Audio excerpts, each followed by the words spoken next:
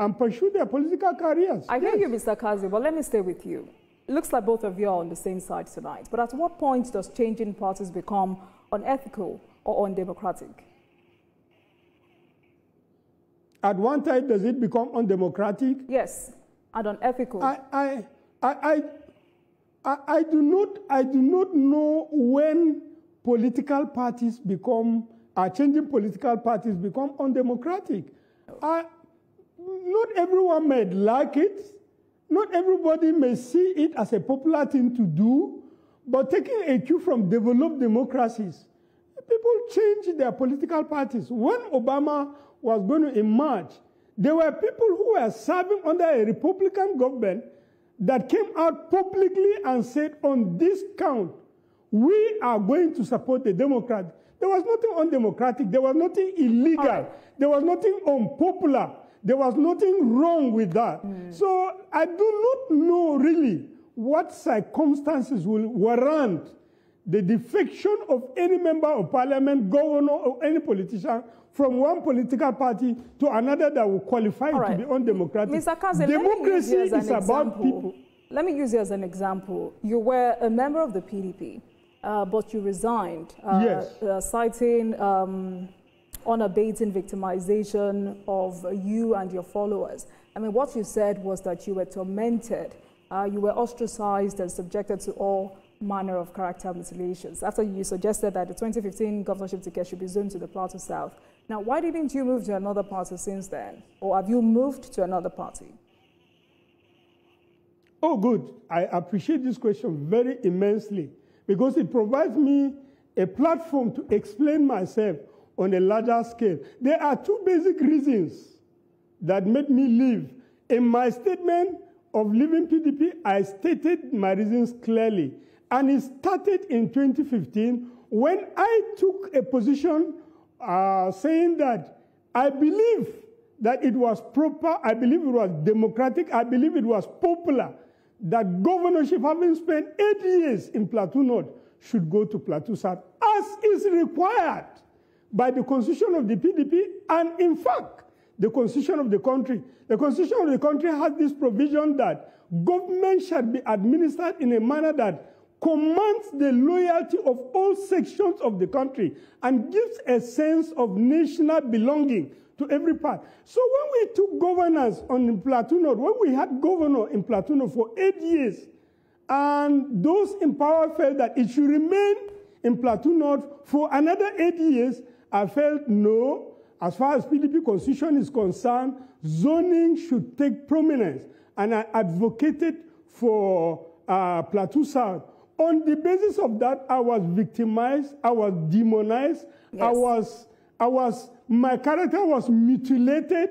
So the space became such that since 2022, actually, I was completely inactive in the PDP. Nobody invited me for any meeting. Nobody ever filed any petition against me. Nobody ever gave me the opportunity to state why I took the position. Why didn't you leave at the time you were humiliated and ostracized? And have you joined a new party today? No, because some of your friends said you were waiting for Mr. Peter Obi to win so you could boldly join the Labour Party.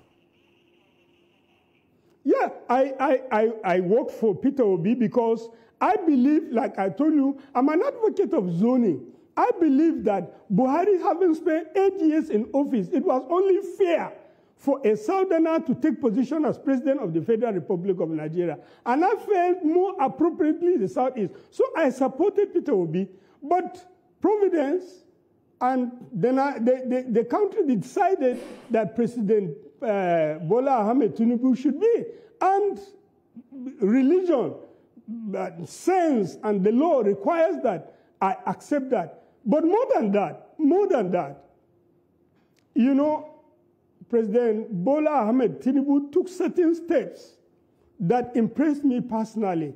And the first one is that on the day of his inauguration, he pronounced subsidy removed. I need to tell you that when I joined Parliament in 2007, the first interview I granted any newspaper is titled Subsidy Removal, a Necessary Evil. It was published by the Daily Trust newspaper. I I have advocated for subsidy removal. So when President Bola Ahmed Tinubu had the courage to do it, I like it. I really felt he really took the proper step. And 2 years, 3 years down the line, we have no regrets he did it because the states are getting more money. Secondly,